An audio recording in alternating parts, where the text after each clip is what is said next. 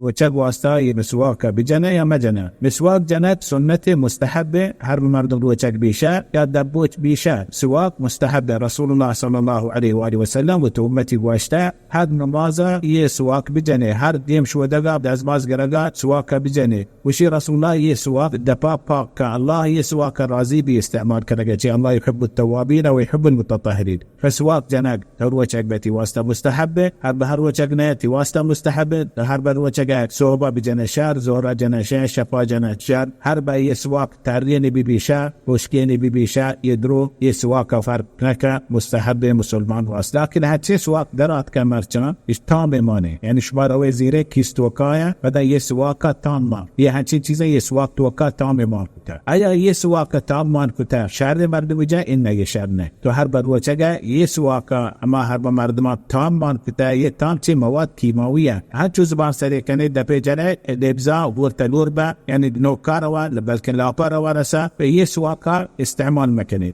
والله تعالى علم، وصلى الله على محمد وعلى آله وصحبه وبارك وسلم.